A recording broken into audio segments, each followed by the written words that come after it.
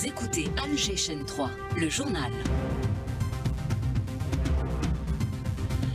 Le journal vous est présenté par Fazia Elkins. Bonjour Fazia. Bonjour Soraya. Réunion d'urgence de l'OCI ce lundi à Jeddah sur la situation à Gaza et les tensions régionales. Ahmed Attaf est chargé par le président de la République de représenter l'Algérie. Le secrétaire général de l'ONU alerte sur la dégradation des droits de l'homme au Sahara occidental occupé. Guterres réaffirme sa conviction qu'une solution politique juste et mutuellement acceptable est encore possible pour garantir aux Sahraouis leur droit à l'autodétermination. Alger accueillera début septembre prochain la foire commerciale intra-africaine, un rendez-vous clé pour stimuler les investissements et renforcer l'intégration économique du continent. En prévision de la rentrée scolaire, pouvoirs publics et mouvements associatifs se mobilisent pour venir en aide aux familles à faible revenu. Plus de 115 kg de cocaïne saisie et un réseau criminel international opérant depuis le Maroc démantelé par les services de la Sûreté nationale à Oran. Khaled Louba n'est plus, l'une des plus belles voix de la chaîne 3 s'est tue, laissant derrière elle le souvenir d'un homme de radio dévoué, apprécié de tous. Un hommage lui est rendu ce matin. Sport football, le coach national dévoilera jeudi prochain la liste des joueurs retenus en prévision des matchs des Verts face au Botswana et à la Guinée, comptant pour les éliminatoires du Mondial 2026. Et le derby algérois USM Alger Mouloudia d'Alger se jouera dimanche prochain. Madame, Monsieur, bonjour et bienvenue dans cette édition. Face au génocide en cours à Gaza et à l'escalade des violences au Moyen-Orient, les pays membres de l'organisation de coopération islamique se retrouvent ce lundi à Jeddah pour une session d'urgence. L'Algérie y est représentée par son chef de la diplomatie, Ahmed Attaf. Les Gazaouis n'en finissent pas de compter leurs morts. Près de 50 martyrs sont tombés ces dernières heures. Une vingtaine d'entre eux attendaient l'aide alimentaire. L'UNRWA monte une nouvelle fois au créneau pour faire réagir la communauté internationale. Inès Hamdan, membre de l'organisation onusienne, en parle à Linda Hamed. Ce qui est nécessaire pour mettre fin à ce cauchemar et à cette situation catastrophique, étant donné que nous parlons désormais officiellement d'une famine confirmée par des rapports des Nations Unies, c'est la levée totale du blocus imposé à la bande de Gaza. Il faut également exercer une pression politique ou même renforcer cette pression sur la partie israélienne afin d'obtenir un cessez-le-feu et inonder le territoire d'aide humanitaire, en particulier des denrées alimentaires.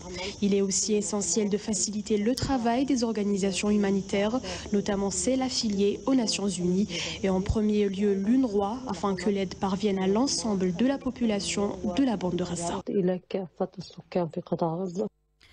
Et les manifestations à travers le monde pour exiger l'arrêt du génocide se poursuivent, des actions qui commencent à porter leurs fruits, selon Anwar Abou Aïch, ancien ministre palestinien.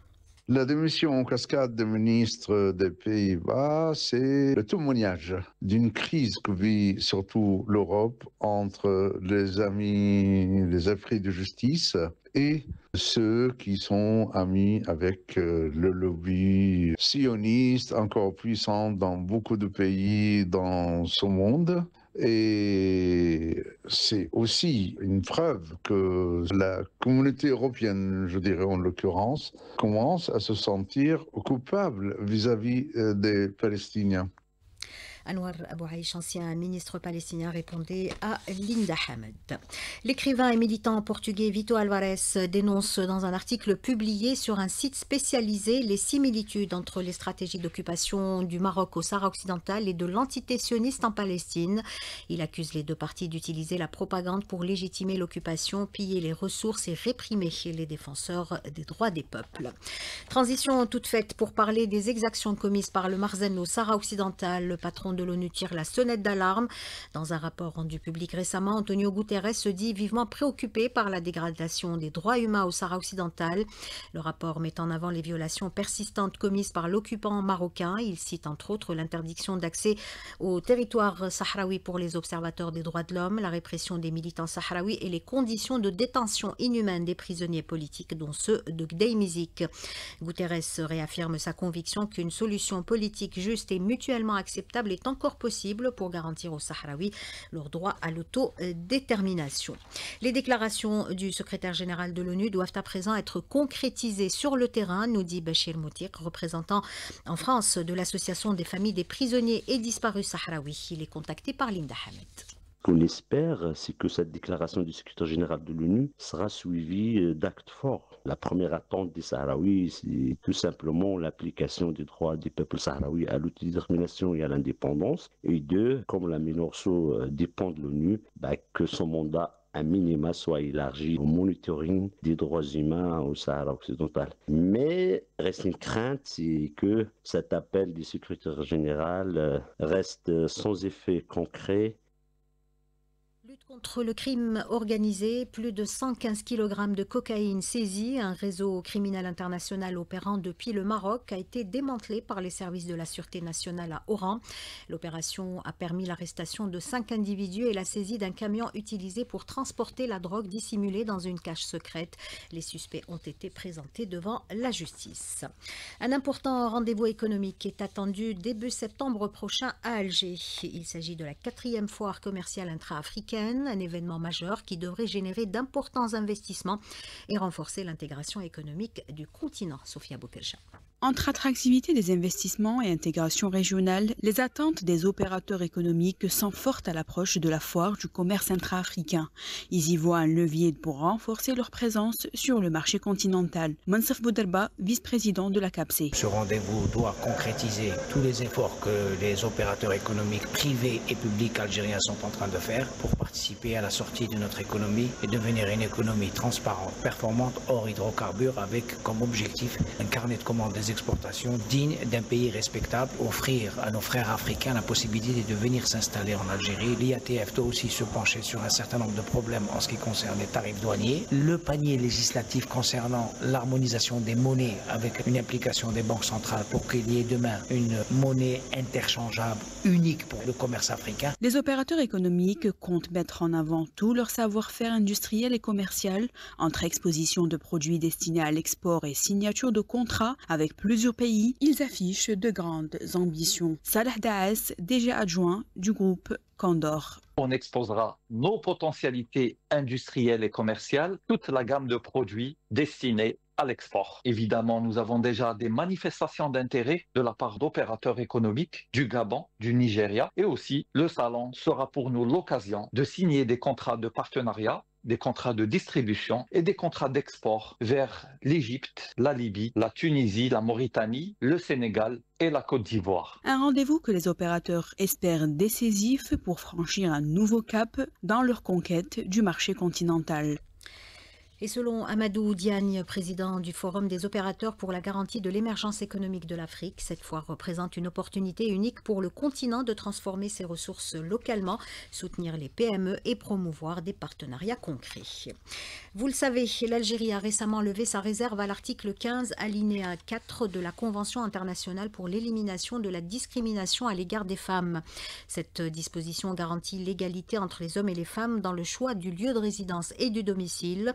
Selon l'APS qui cite ses sources, cette décision est une mesure technique rendue possible par l'abrogation en 2005 de l'article du Code de la famille qui justifiait initialement la réserve. Il n'y aura donc aucun changement dans les lois nationales déjà conformes à cette disposition. Les sources de l'APS rappellent également que le maintien de cette réserve était utilisé par certains acteurs internationaux pour critiquer l'Algérie en l'accusant de discrimination envers les femmes. Avec cette levée, l'Algérie renforce son engagement en faveur de l'égalité tout en soulignant que les réformes législatives précèdent toujours les engagements internationaux. En prévision de la rentrée scolaire, pouvoirs publics et mouvements associatifs se mobilisent pour venir en aide aux familles à faible revenu. Maëlle 15 s'est rapproché de l'association Piété et Bienfaisance qui relance son opération Incartable, un avenir. Sillonnant les rues, les bénévoles de l'association Piété et Bienfaisance, actifs et pleins d'entrain, sont à pied d'œuvre dans leur opération de sensibilisation pour la collecte de fournitures scolaires. On a des flyers à distribuer qui contiennent nos informations et on sensibilise les gens pour acheter des affaires scolaires pour les orphelins. Chaque aide est la bienvenue.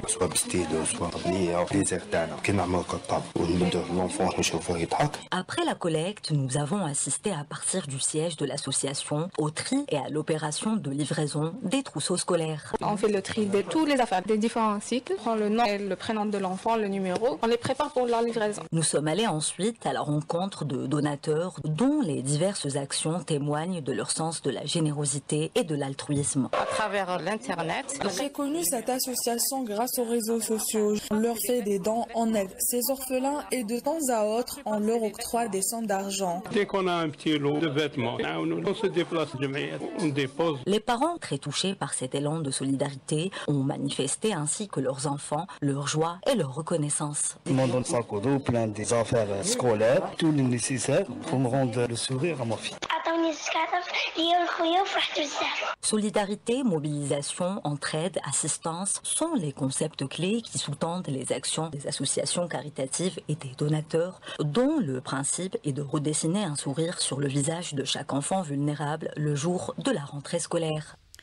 L'État renforce la préservation de la mémoire nationale contre toute tentative de falsification de l'histoire. Le ministre des Moudjahidines et des Ayants droit souligne l'importance d'une recherche rigoureuse et académique pour répondre aux discours colonialistes et préserver les symboles de la Révolution. Laïd Erbiga s'exprimait à l'occasion du 30e anniversaire du Centre national d'études sur le mouvement national et la Révolution de novembre 1954. Et il y a 67 ans, jour pour jour à minuit, le FLN lance une série d'attaques coordonnées sur le territoire français. Parmi les cibles, la raffinerie de Mourpiane à Marseille, la plus importante de France, ainsi que des commissariats et des casernes. Un véritable second front armé en plein cœur du pays colonisateur, concrétisant ainsi la vision stratégique du Shahid Abban Ramdan. Une action inédite qui visait à affaiblir la présence militaire française en Algérie et qui ne doit pas sombrer dans l'oubli. La nouvelle est tombée hier soir. Khaled Louma n'est plus. L'une des plus belles voix de la chaîne 3 s'est tue, laissant derrière elle le souvenir d'un homme de radio dévoué et apprécié de tous. Avec son timbre de voix inimitable, reconnaissable entre toutes, le défunt avait ce don rare de captiver et d'émouvoir les milliers d'auditeurs qui suivaient ses émissions. Louma était également artiste. Son groupe T34 a marqué la scène artistique avec des tubes qu'on fredonne encore aujourd'hui. Son départ laisse un grand vide dans le paysage radiophonique national. Ceux qui l'ont connu gardent de lui un souvenir impérissable, à l'image de Mohamed Ali Alalou, son compagnon et partenaire dans la mythique émission Contact. T34, c'était le premier groupe rock algérien. On était fiers de ça. C'était les Jamais d'or, ça parlait à tout le monde. Khaled Louma, un ami, un compagnon de radio pendant 8 ans dans Contact, avec les périmés. Voilà, c'était un gars très gentil, familial, très à l'écoute des gens. Mouarka G2, un autre artiste algérien de la génération de Khaled Louma, est très affecté par la perte du défunt. Il est contacté par Sofiane Saouli. On est triste, on est abasourdi par cette nouvelle. Je présente mes sincères condoléances à sa famille et à toute la famille artistique aussi. Khaled, c'était notre père, c'est le guide d'Anna Felrock. C'était notre grand frère. À la base, les images qui me reviennent, c'était l'enregistrement à la chanson Zerem. Je croyais pas. C'était un rêve qui se réalise. Les T34, c'est eux qui ont tracé notre chemin à faire du rock algérien. C'est une grande perte pour la musique algérienne. Sans oublier sa voix qui nous berçait la radio. C'est quelque chose. Mouarka G2 répondait à Sofiane Saouli et Mohamed Ali Alalou à Nassima Djaout. Et c'est dans un bureau du 6e étage de l'immeuble de la radio que Khaled Louma écoutait souvent du rock pour préparer ses émissions. Sa voix s'est certes éteinte, mais son écho résonne et résonnera encore longtemps dans les locaux de la chaîne 3. Selim Brahimi lui rend hommage. La grille du portail s'ouvrit automatiquement et la belle Célinda stationna sous le porche du balcon de la villa. La suite, mercredi. Membre fondateur du groupe culte T34, Khaled Louma a marqué toute une génération par son style novateur et son engagement musical mêlant rock, fusion et influence algérienne. Sa voix et son énergie scénique ont fait de lui un artiste à part, apprécié autant pour son talent que pour sa générosité. Une légende qui a marqué des générations d'artistes et d'auditeurs en laissant son empreinte dans le monde de la radio, où il a contribué à faire vivre la culture, la jeunesse et la créativité sur les ondes. Avec sa voix Maroc inégalé, un immense charisme et une culture inépuisable. Notre collègue Mohamed Toualbi, réalisateur à la chaîne 3, se rappelle d'un ami d'une école. J'ai connu Khaled d'abord quand il était dans le groupe des 34. Après, j'ai eu la chance de le connaître quand j'ai fait mes débuts de radio dans les années 89-90. Je garde de lui quelqu'un de très professionnel. D'abord sa voix qui était juste extraordinaire, incontournable. Et puis la personne qui était là pour nous apprendre tellement de choses dans le monde du son. Vraiment, c'est une école. Il m'a appris tellement de choses. Allah yarhamou, et courage à sa famille. Pour nous, pour ce qui est de monde professionnel, et surtout le monde de la chaîne 3, pour moi, c'est une très très grande perte. Ses proches, ses amis et son public se souviendront d'un artiste passionné, d'un créateur libre et d'une voix qui continuera de résonner dans les mémoires. À la famille de Khaled Louma, ses compagnons de route et à tous ceux qui l'ont aimé, nous adressons nos sincères condoléances. Khaled, ta voix restera toujours gravée dans nos mémoires et ton amitié dans nos cœurs. Repose en paix.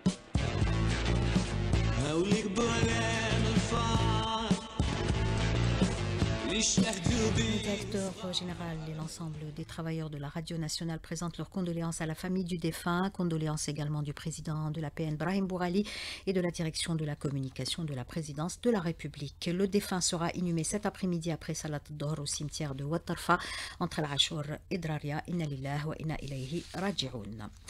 Du sport, football, pour terminer, le coach national dévoilera jeudi prochain la liste des joueurs retenus en prévision des matchs des Verts face au Botswana et à la Guinée, comptant pour les éliminatoires du match du Mondial 2026.